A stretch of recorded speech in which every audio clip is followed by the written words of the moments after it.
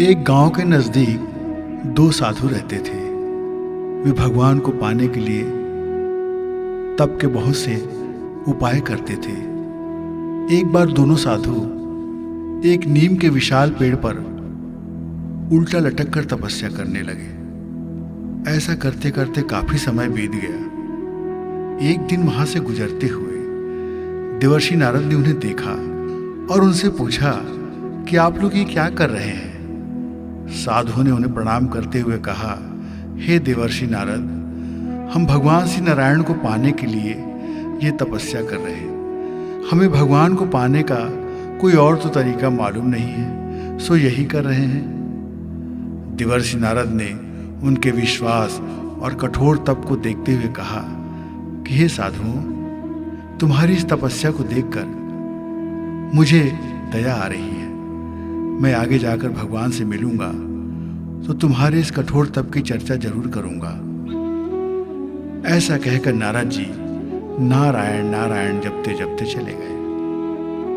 उन्होंने भगवान श्री नारायण जी से मिलकर उन साधुओं के कठोर तप की चर्चा की।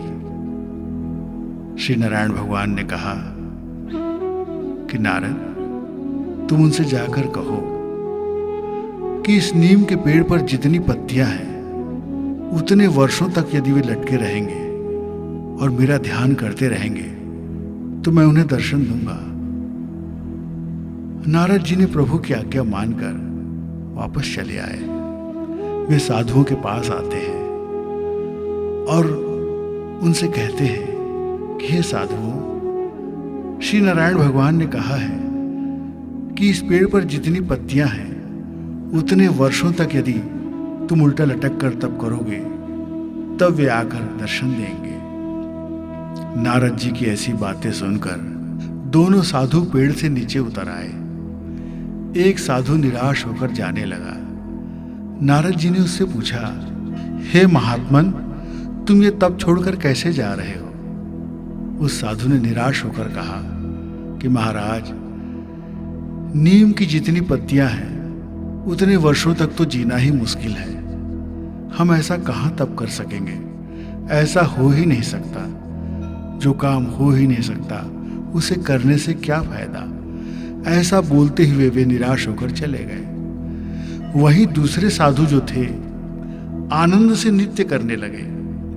उन्हें इतना खुश देखकर नारद जी ने कहा कि हे साधु, तुम इतना खुश क्यों हो गए।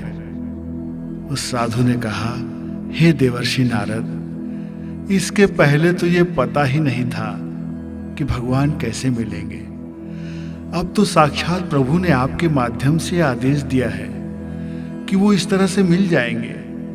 बस ये तरीका जान लेने से ही मुझे बहुत खुशी हो रही है और मुझे उम्मीद की एक किरण दिखाई दे रही है कि इस जन्म में नहीं, चाहे कई जन्म भी लग जाए, पर इस नीम के पेड़ के पत्तों के बराबर वर्ष तक मैं उल्टा लटका रहूंगा और उनका इंतजार करूंगा। उस साधु के ऐसा कहते ही भगवान श्री नारायण तुरंत प्रकट हो गए। उन्होंने उस साधु को दर्शन दिया और अपने हृदय से लगा लिया।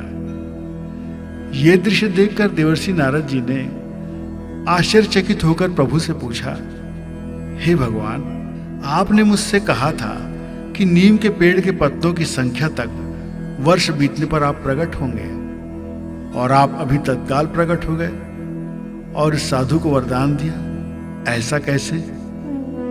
तब भगवान श्री नारायण ने कहा, देवर्षि नारद, विश्वास और उम्मीद में इतनी शक्ति होती है कि साक्षात संसार के रचयिता को भी समय का अंतराल भूल कर आना पड़ता है। इस मुनि की उम्मीद, इसकी आशा और इसके विश्वास की शक्ति ने समय के अंतराल को खत्म कर दिया और मैं इसके विश्वास और प्रेम के अधीन आ गया।